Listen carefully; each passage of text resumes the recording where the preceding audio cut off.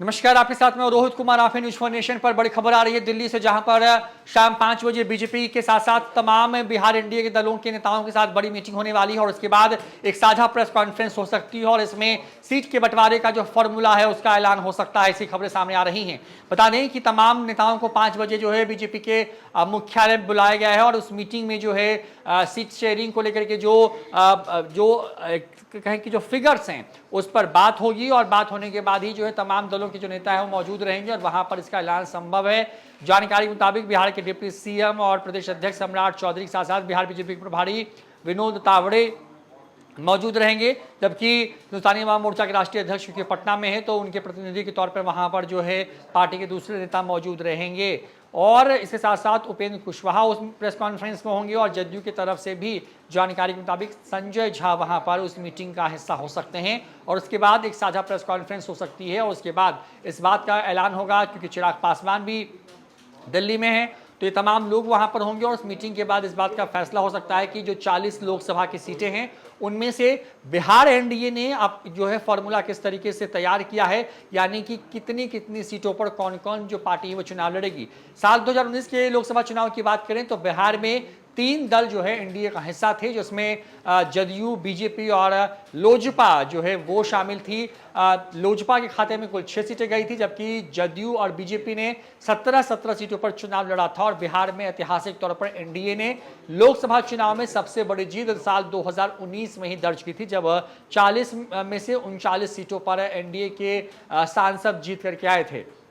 इस बार भी बिहार के लिए मिशन रखा गया है 40 में 40 का। एक तरफ जहां महागठबंधन लगातार हुंकार भर रहा है तो दूसरी तरफ अब जो है एनडीए के अंदर में वो जो एक तरीके से कहें कि जो चर्चा चल रही है या लगातार जो प्रयास लगाए जा रहे हैं कि कौन कितनी सीटों पर चुनाव लड़ेगा, इन तमाम चीज़ों पर से पर्दा उठ सकता है और बहुत जल्द जो है प्रेस कॉन्फ्रेंस जब दिल्ली में होगी तो इस प्रेस कॉन्फ्रेंस में इस बात का ऐलान होगा कि कौन कितनी सीटों पर चुनाव लड़ने जा रहा है। बड़ी बात यह है कि क्योंकि पिछले बार के लोकसभा चुनाव में सिर्फ 3 दल शामिल थे, लेकिन इस बार इनकी संख्या बढ़ गई है, जिसमें हिंदुस्तानी अवाम मोर्चा जो है वो आ गई है। पशुपति कुमार पारस की आरएलजेपी को उसमें कोई स्थान मिलता है नहीं, ये भी देखने वाली बात होगी, क्योंकि इसी का इंतजार वो भी कर रहे हैं। दूसरी तरफ उपेंद्र कुशवाहा, उनको कितनी सीटें मिलती हैं और चिराग पासवान ने जिन्होंने हाजीपुर को लेकर के लोकसभा सीट को लेकर के वीटो लगा रखा था, क्योंकि उनकी तमाम बातों को एड्रेस किया गया था और उन्होंने कुछ दिन पहले ही ये कहा था कि सब कुछ हो गया है, ऐलान होना बाकी है। तो चिराग पासवान के खाते में कौन कौन सी सीटें आ रही हैं, इन तमाम चीज़ों पर नजरें सबकी बनी हुई हैं। थोड़ी देर बाद दिल्ली में प्रेस कॉन्फ्रेंस होने जा रही है तमाम एनडीए के नेताओं की और इस प्रेस कॉन्फ्रेंस में ये बताया जाएगा कि कौन कितनी सीटों पर चुनाव लड़ने जा रहा है। लोकसभा चुनाव की तारीखों का ऐलान किया जा चुका है। कुल 7 चरणों में चुनाव होने हैं। अप्रैल से लेकर के 1 जून के बीच में ये 7 चरण देश के अलग अलग राज्यों में हैं, जबकि बिहार, उत्तर प्रदेश और पश्चिम बंगाल में 7 चरणों में वोटिंग कराए जाएंगे। बड़ी बात यह है कि 4 जून को देश के सामने जो है देश का जो जनादेश है वो सामने आ गया, यानी कि जो वोटों की गिनती है और जो चुनावी नतीजे हैं वो सामने आएंगे। ऐसे में उसके ठीक पहले,